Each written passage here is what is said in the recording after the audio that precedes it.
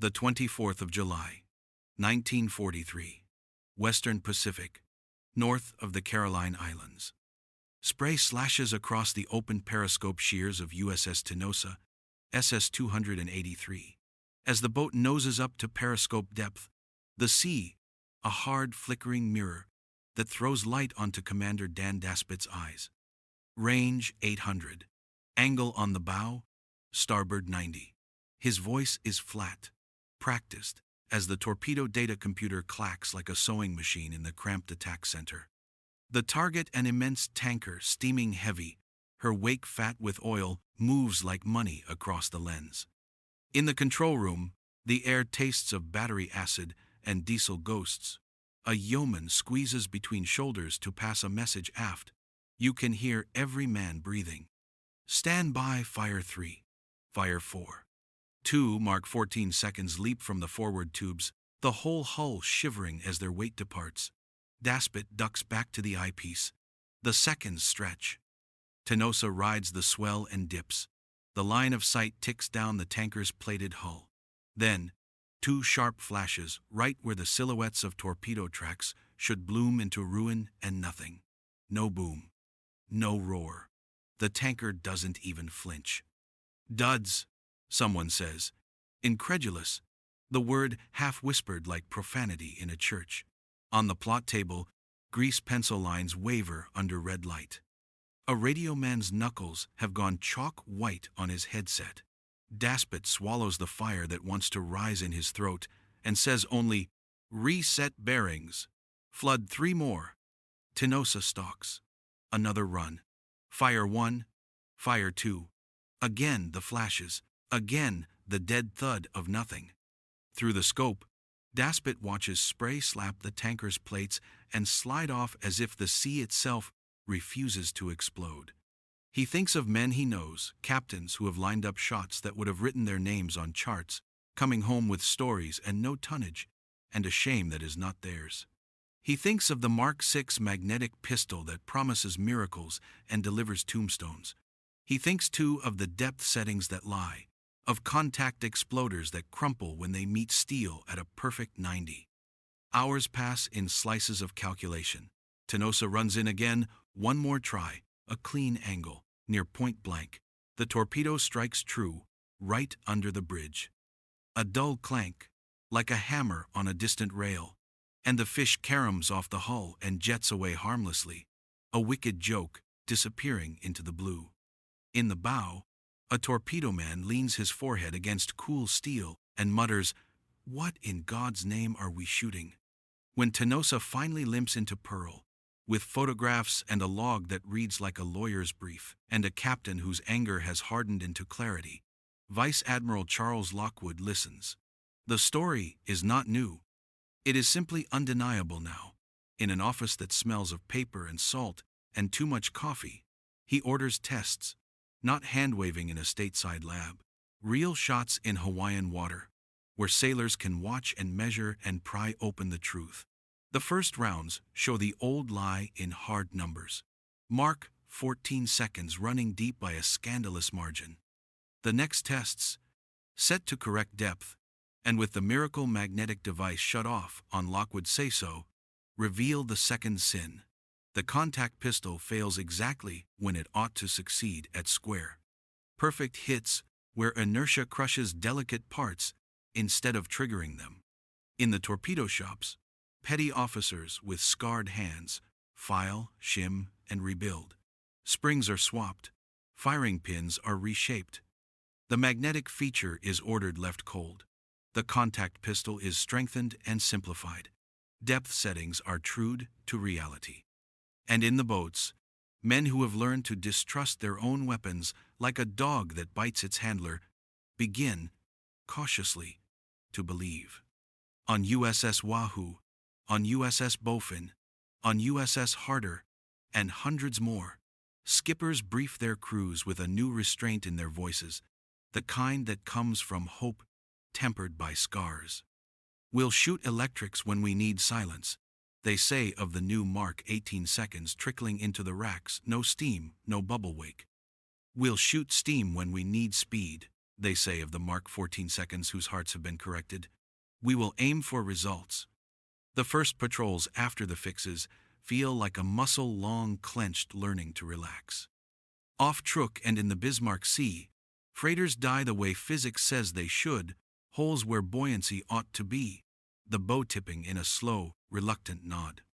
Tankers rare, precious targets that feed a navy catch fire that ladders up into night. In the control rooms, men who have flinched at the word impact now wait for it, count for it, build their timing around it. In Tokyo, staff officers still wave charts, where the home islands sit comfortably at the center, and grounds fall away, like ornaments on a map. They shrug at submarines, nuisance weapons, coastal threats, things to be outrun by speed and dissuaded by lookouts and doctrine. But water cares nothing for doctrine, and a weapon that works is a promise kept. Late in the year, when a boat surfaces to charge batteries under a salt wind that tastes of iron, a junior officer leans on the cigarette deck rail and watches moonlight paint a highway east. They'll notice soon, he says. The skipper beside him nods, eyes on the dark, where silhouettes sometimes rise and blow like whales. By the time they do, he says, there won't be much left to notice. The 19th of June, 1944, Philippine Sea, east of the Marianas. Noon light hammering a flat, merciless ocean. USS Albacore SS-218 runs shallow, the periscope feathering a knifeline on water so polished it throws the sky back at itself. In the attack center, the TDC ticks, the bearings roll, sweat turns, shirt collars dark, multiple screws, big ones, the soundman says, as if a train is approaching underwater. Through the scope a gray wall heaves into view, a fleet carrier, Taiho, new and proud, deck crowded with aircraft, destroyers rake the sea into white scars around her. Spread to 3 degrees, the skipper orders, jaw tight. We won't get another look. Albacore fires. One fish porpoises, a near run that makes men flinch and curse. The others run true fat, bright tracks arrowing into a phalanx of steel. Escorts weave, smoke pots bloom. A fighter splashes in a flat arc where panic and doctrine met at the wrong speed. Then a jolt under Taiho's bow, a single hit, followed by the slow, deadly business of air, turned to fuel vapor and compartments that should have been sealed, left open for convenience. Hours tick, flames find their path. The ship that was supposed to anchor a new age of Japanese naval air sinks under her own bad math. On the same day, miles away across water busy with the unnatural geometry of fleets, USS Kavala, SS-244, stalks Shokaku. The old carrier's deck is scored and patched. Veteran of Coral Sea and Santa Cruz, a survivor that wears history like grime, Kavala rides the thermal layers, her skipper counting screws and heartbeats. Stand by, forward, he says, and the voice is almost gentle, a man adjusting his grip on a hammer he has swung 1,000 times. Periscope up, a blink of sun and steel. Down, bearings set, the boat breathes. Fire 1, 2, 3, 4, 5, 6. The sequence is punctuation metallic, exact, heartfelt.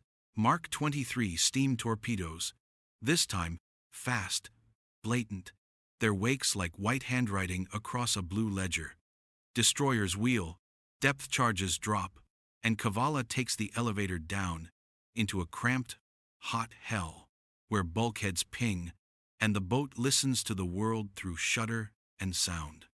Above, Shokaku absorbs 3, then 4 brutal truths along her starboard side. Black smoke unfurls, fire walks the hangars where gasoline lives.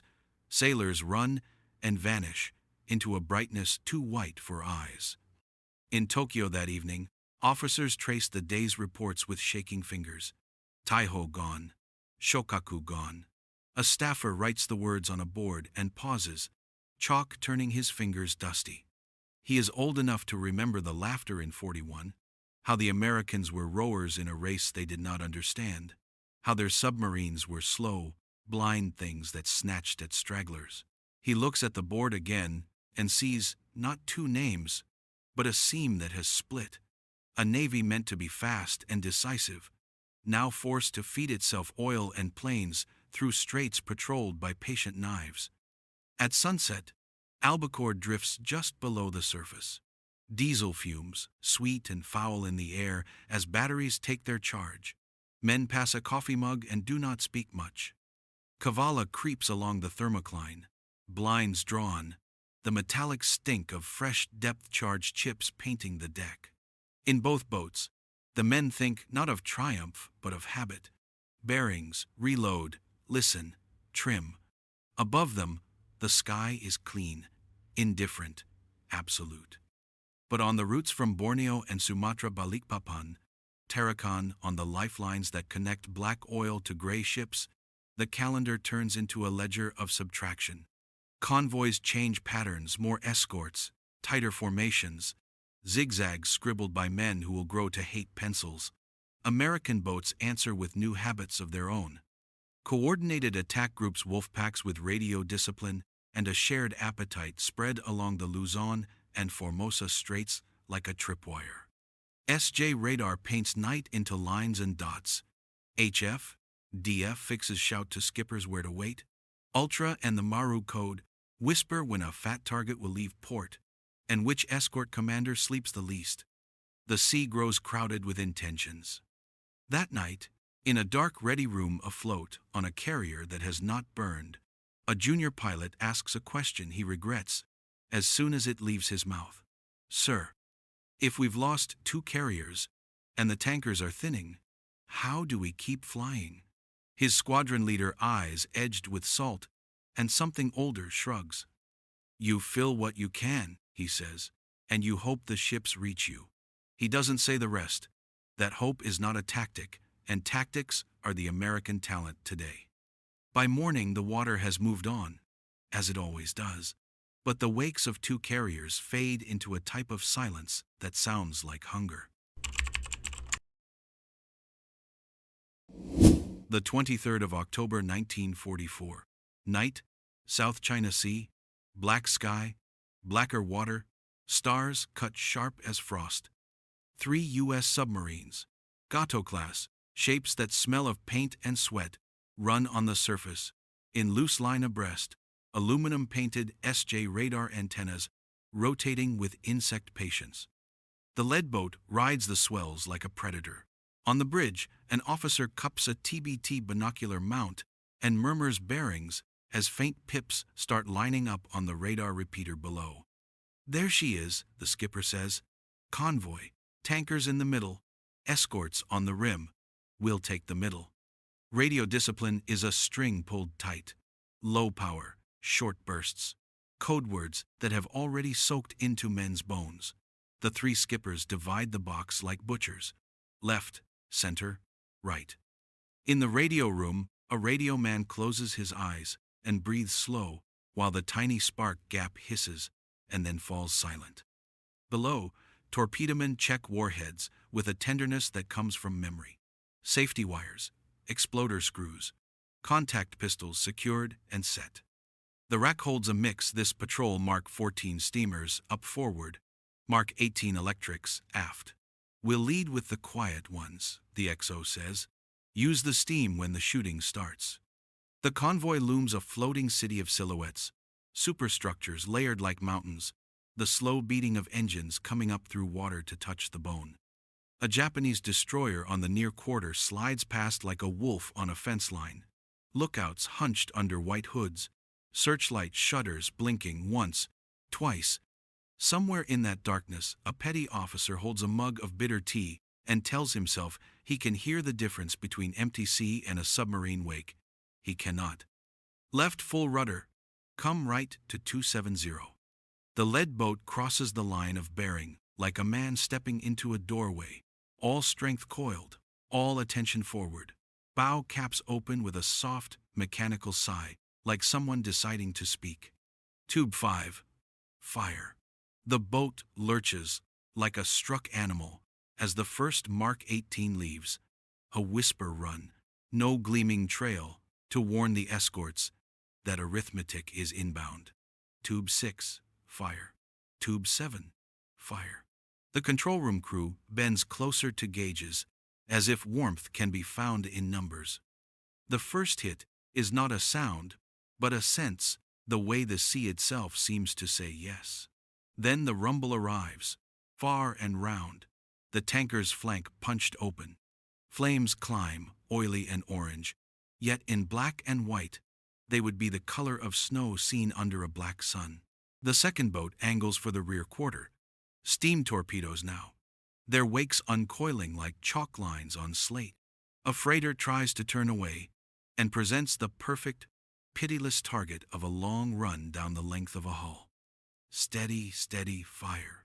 2 in, 1 premature from a nervous escort's depth charge. 1 perfect. The freighter steps down stair by stair into the sea. Everything happens at once then, because it always does. Escorts wheel in with bone-deep fury, propellers clawing water into grinders. Depth charges stitch a pattern of concussions that shove the boats down into the thick, cold layers where a man can hear steel flecks in voices. In the dark, a sonarman sings bearings into the captain's ear like prayer. Screws, closing, port quarter, level, range decreasing, now increasing. The captain taps the chart with a pencil that has been sharpened down to its metal collar. He's lost us, he says, and no one replies because a good superstition survives a dozen wars. When the boats creep back up to periscope depth, the convoy is broken into orphaned pieces, oiler aflame, a splotch of dirty light on the horizon. A cargo maru stopped and listing, masts canted like the teeth of a comb. A destroyer turns slow circles above a swirl of spreading oil, its searchlight slashing the surface, catching nothing but the tails of fleeing men. A second attack is planned, with the same quiet as the first. Aft tubes only, the skipper says. Give me angles. The Mark 18 seconds slide out unseen and do work exactly as mathematics demands. And then it is quiet, quiet the way smoke is quiet when it climbs out of its own meaning. On the chart is a line Balikpapan to Mohi, drawn by men onshore who still believe lines matter once they meet steel and salt. In the boats is a different line. Tonnage remaining to a nation that runs on ships, hours remaining to a fleet that runs on fuel. A quartermaster, exhausted past the point of pride, writes figures he knows are guesses and feels the shape of what it adds up to anyway.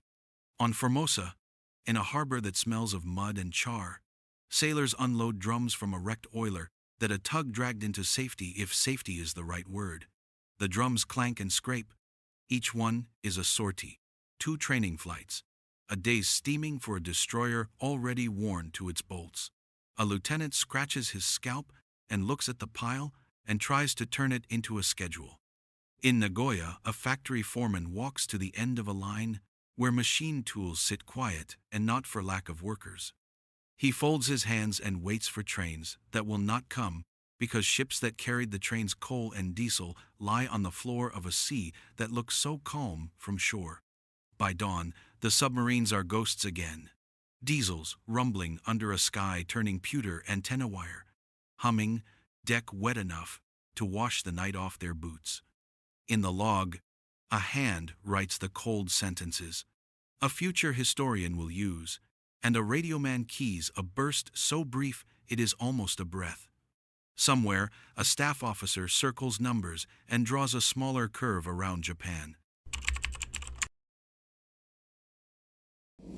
The 7th of December 1944, Naval General Staff. Tokyo windows filmed with winter grime, the city outside muffled by ash and snow. A wall map fills the room string, and pins crossing the Western Pacific like nerves. An operations officer reads the day's convoy reports in a voice that has learned to be quiet. High convoy rerouted. Tanker overdue.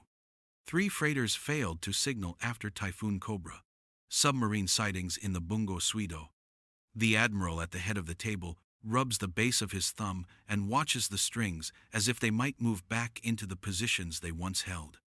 He remembers 1,941 clean decks, new paint, a fleet that moved as one thought. He remembers how they joked about American submarines, how they were coast watchers with delusions, how their torpedoes were childish things that thumped and turned away. He looks at the present. Pilots grounded for lack of aviation gas, destroyers that escort with tanks half full, auxiliaries that do not sail because someone has counted fuel to the liter and decided to save it for a fleet sortie that may never come. At Kure, in the shadow of cranes that once danced, a heavy cruiser sits with her boilers open, tubes stacked like bones.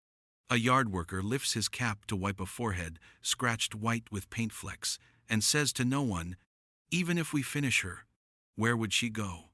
Across the basin, a battleship's hull glows with frost. Men chip at it with hammers, more to be busy than to change its fate. Trucks cough and stall along the waterfront. The diesel barrels are guarded by sailors who feel more like clerks each day. Training flights cancel for the third morning in a row. In the wardroom, a young pilot traces a fingertip around the rim of a cup and tries to count days since he last flew a full sortie. He gives up at 12 and calls it a month to feel less empty. In a small radio intercept station on the American side, the room warm with tubes and coffee, Rupak men chuckle without joy at the chatter they read from the air. Requests for fuel delayed, convoy codes repeating like prayers. They push their notes along a chain that ends with submarines parked where fuel must pass. On the boats, skippers see the same shapes in the same places, often enough that they begin to assign nicknames to the ships they will kill. It is not cruelty. It is the intimacy of work. January slides into February with the sound of factory floor whistles that no longer blow. At sea, an escort captain prays for rain to blur periscope lenses and for luck to make up for the rest. His ship carries depth charges. His crew has loaded with hands that tremble from hunger. He orders zigzags and scans his men's faces. They are too young to make old habits look convincing. In the wardroom, a cracked portrait of a deity leans at the wrong angle, and no one fixes it because the list is too long and the soul is tired. One afternoon, a destroyer finds a submarine, finds her the old way, by eye, a pale feather on a calm sea. "Hard a starboard," the captain shouts, and the ship leaps like an animal surprised. Depth charges run off the rails with clanking finality. The sea rears and shudders. The crew roars because men must roar. But the ocean folds back into itself, and what remains is an oil slick that might be the enemy, might be their own leaky heart. They circle and circle, wasting fuel they cannot spare, until darkness decides for them to go home. On the 7th of April 1945, a date still months ahead for the officers around the Tokyo table, Yamato will sail on a one-way run with tanks that tell the truth about a nation's inventory. But in December 44, the shape of that fate is already visible in the way men speak. The honorifics hold. The voices contain a new pause, a thinking pause, before conclusions. In the corner of the general staff room, a junior commander has been tasked with tracking tanker survivability. He has drawn 3 lines across his ledger: departed, sighted, arrived. He stares at the widening white between the last 2 columns and hears, faintly, the click of an abacus in the outer office where a clerk is making hunger into math. On a pier at Moji, dockworkers in thin coats lift sacks of rice from a coaster that made it through on fumes. Their breaths show in the air like ghosted speech. A boy, the son of one of the men, watches a ship with an empty deck and imagines it full because children shape the world with what they need. He asks his father why there are fewer ships this month. The father says, whether because he cannot make a map the boy will understand. At dawn on a clean, blue, heartless sea, a Balau-class submarine eases onto the surface to charge. The skipper steps onto the bridge. The world smells of salt and iron and electricity. We'll put her back under at 6, he says, and take position on the lane. No one asks if the lane will be crowded. They know it will not be, and that is the point. The mark 18 seconds in the racks hum a promise in their silence.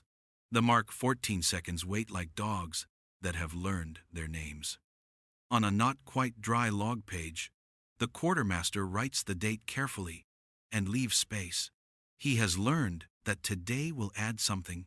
When the boat finally sends its evening burst, the message is short: tonnage, position, weather.